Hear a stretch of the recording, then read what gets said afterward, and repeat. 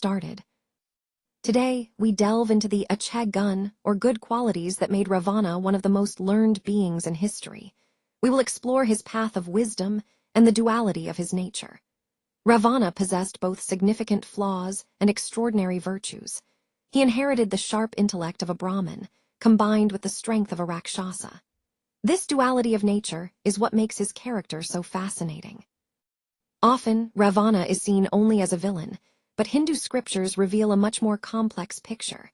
He is described as a Maha-Brahman, a great soul of immense depth.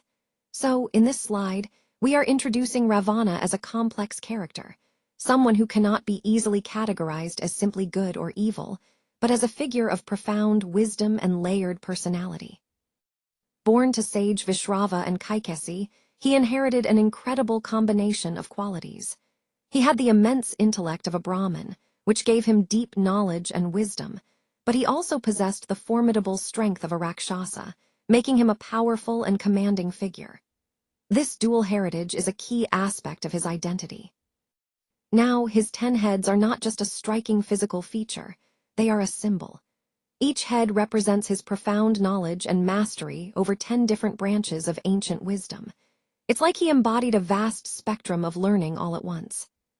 When we talk about Ravana as a scholar, we see that he was truly a master of the 4 Vedas, those ancient texts that form the foundation of spiritual and philosophical knowledge. But he didn't stop there. He also mastered the 6 Shastras, which are authoritative texts on various sciences and arts. This combination of mastering both the Vedas and the Shastras makes Ravana one of the most learned beings of his time. His intellect and knowledge were unparalleled, which played a significant role in shaping his character and actions.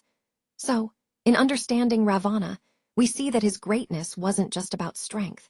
It was also about his deep mastery of wisdom and learning, connecting to the larger theme of how knowledge and power can coexist and influence one's destiny. His unwavering faith and extreme penance truly set him apart. Through his dedication, he earned the legendary Chandraha's sword, a symbol of his strength and devotion. In addition to that, Lord Shiva himself granted him several divine boons, recognizing his unwavering devotion and effort. One of his most remarkable achievements was composing the Shiva Tandava Stotram, a masterpiece of Sanskrit literature.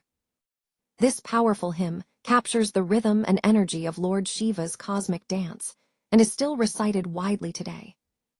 Ravana's devotion to Lord Shiva was unparalleled, not just in his time but across the 3 worlds. He was truly a devotee of the highest order. In fact, he's often regarded as one of the greatest bhakts, or devotees, of Mahadev.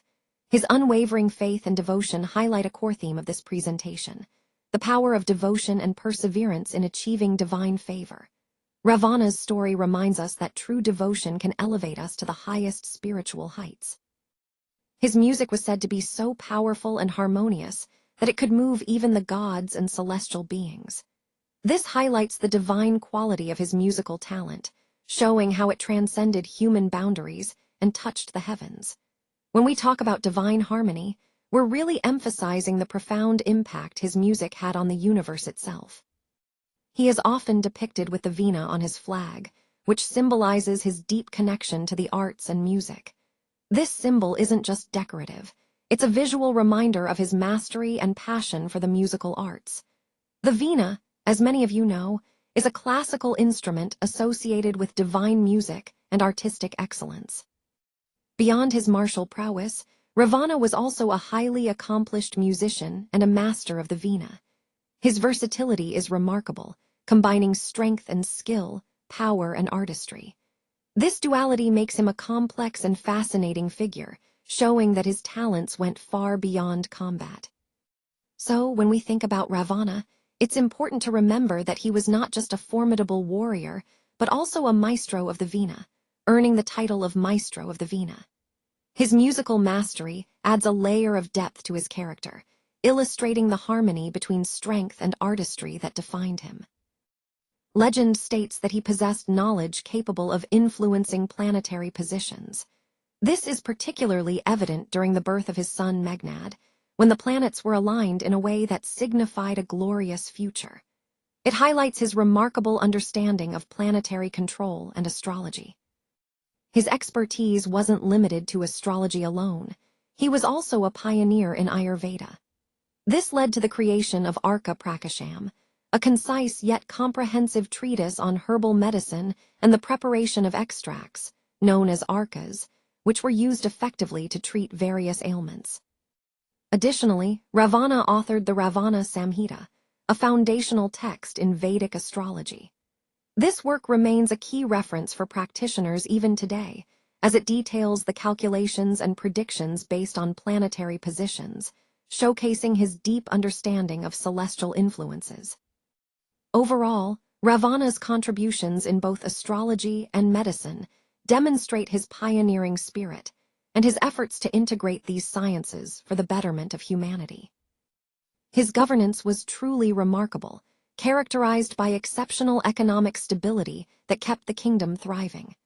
This stability allowed for advanced urban planning, which was actually ahead of its time, demonstrating incredible foresight and ingenuity.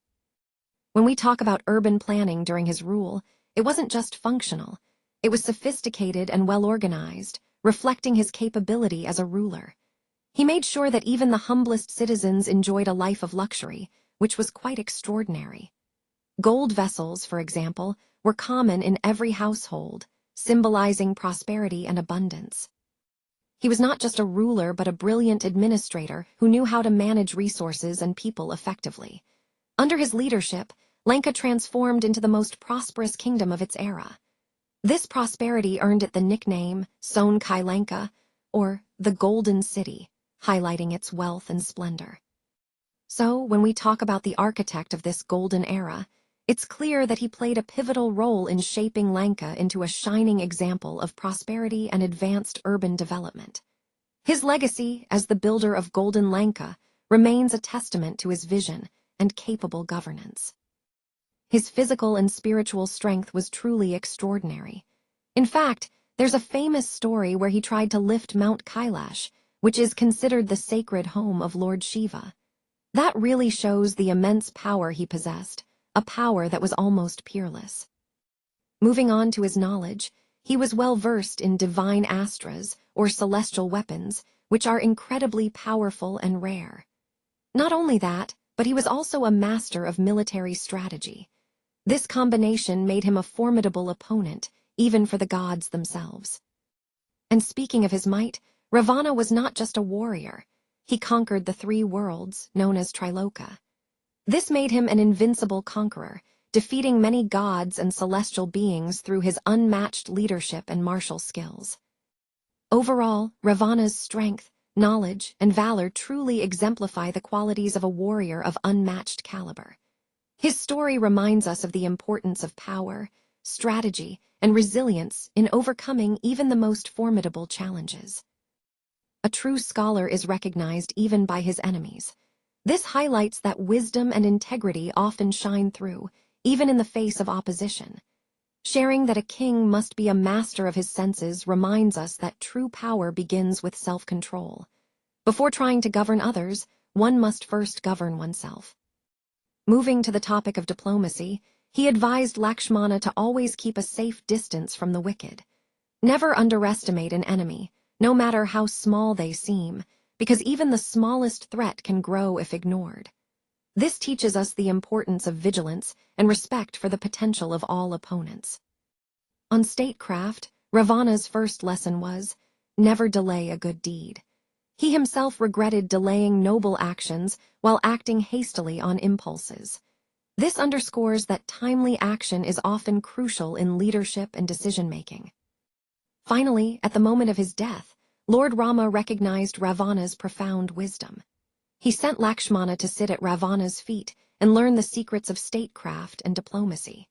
It shows that even in our final moments, there is a chance to impart and learn valuable lessons that transcend the immediate circumstances and are relevant for all leaders. Understanding Ravana's Achagun really helps us see the deeper philosophy of the Ramayana. It shows us that even the antagonist, Ravana, is a complex figure with great learning and qualities.